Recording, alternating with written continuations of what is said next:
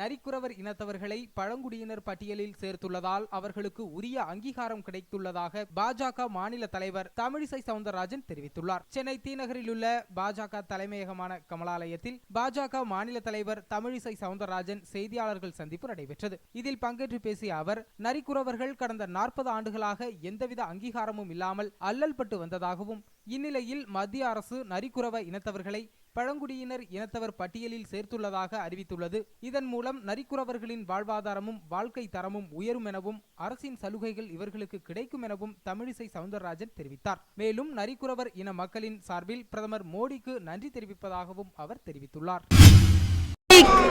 தமிழ் கல்வியை ஊக்கப்படுத்த வேண்டும் என்றும், வெளி மாநிலங்களில் குடியிருக்கும் தமிழர்கள் வெளிநாடுகளில் குடியிருக்கும் தமிழர்களுக்கு உண்மையிலேயே தமிழ் கற்பதற்கான ஏற்பாடை செய்ய வேண்டும் என்று உயர் நீதிமன்றம் வலியுறுத்தி இருப்பது உண்மையிலேயே ஒரு ஆரோக்கியமான விஷயம். ஆனால் இதுவரை தமிழை சொல்லி அரசியல் செய்து கொண்டிருந்தவர்கள், தமிழ்தான் அரசியல் வாழ்க்கைக்கு வழிவகுத்து கொண்டிருந்தது. ஆனால் அப்படி அவர்கள் திராவிட கட்சிகள் இவ்வளவு நாள் ஆட்சி செய்த பின்பும் தமிழ் கற்றுக்கொள்வதற்கு வழியில்லை என்று உயர் நீதிமன்றம் இடித்துரைப்பது மட்டுமல்ல, அஞ்சல் வழி கல்விக்கு ஏற்பாடு செய்வதற்கு 37 லட்சம் ஆகும் என்று தமிழ் பல்கலைக்கழகம் சொல்லியிருப்பது, அதற்கு அரசாங்கம் ஏற்பாடு செய்ய வேண்டும் என்று சொல்லியிருப்பது, எந்தவித அக்கறையும் இல்லாமல் தமிழகத்தை ஆண்ட கட்சிகள் தமிழை வளர்ப்பதில் எந்தவித அக்கறையும் இல்லாமல் இருந்திருக்கிறார்கள் என்பதை வலியுறுத்துகிறது.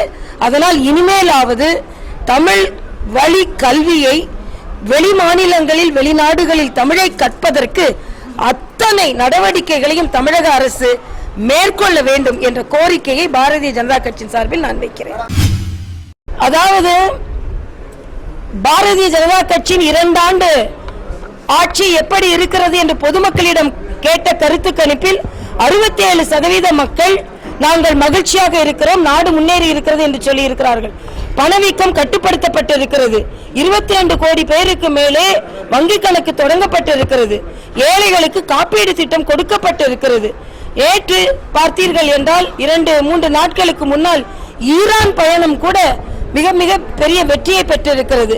அதனால் நல்லவை நடந்து கொண்டிருக்கிறது. கருப்பு பணத்தை மீட்பதற்கான அத்தனை நடவடிக்கைகளும் மேற்கொள்ளப்பட்டு கொண்டிருக்கிறது.